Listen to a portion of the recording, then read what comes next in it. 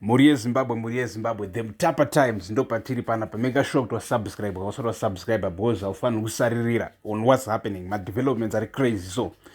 So Muri Zimbabwe, in a meeting that was held today morning, Chiwenga Obvunza achisumuka achibvunza Mnangagwa directly in a diplomatic way.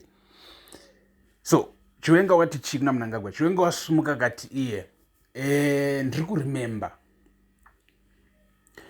back in 2022, our president, Chiwenga yanga achitaura, our president, Dr. Emerson Mnangagwa, stood here vachipromisa the whole cabinet nyaya yekuti he will even convince the convincers kuti haasi kuzosvika 2030, and even up to this day inzwai manje, because mufanira kunzwisisa chinhu one kuti Mnangagwa achipusha nyaya ya 2030 anenge asingapushi nyaya ya 2030 directly iye.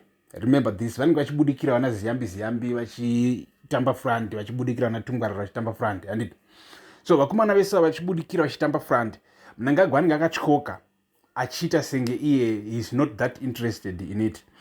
So Chiwenga wabva aendera mberi manje achitanga kutaura nana ziyambi achiti iye I know the president is not interested in this, and we are saying the way you want to implement the bill is unconstitutional, so let's go ku referendum kana nyaya yekuti because we trying to, because mfana we start politics zechitagwa in a diplomatic way. So Chiwenga angachitaura achiti we are trying to be constitutional, and let's remain that way as a constitutional party. So ngatiendei ku referendum, anditi?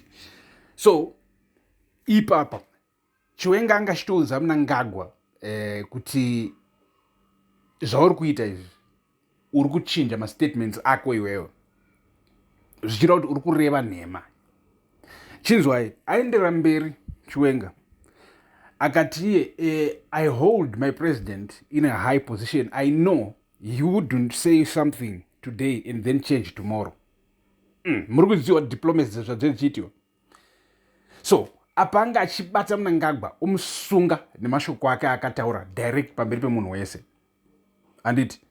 So madevelopments akadai so muri Zimbabwe right now zviri kunzi akonzeresa nyonga meeting in the cabinet, like akonzeresa kusagadzikana mu cabinet. So ziyambi zviri kunzi kwete ziyambi regai ndicheke futi panapa tione kuti ndiani minister apindura zvinhu izvi. Alright, so zviri kutaridza kuti Daniel Garwe ndiye apindura, asimuka after that akati iye the president is not seeking to extend his term, but it's us takaona his good works we are saying let's protect this momentum. So muri Zimbabwe ndo mamiriro akaita nyaya right now, sezvamuri kungoona kuti zvinhu zviri kutoita zvichiitika. The Mutapa Times ndo pano patiri. Make sure you are part of the family. Usarire pane any of our updates. Thank you.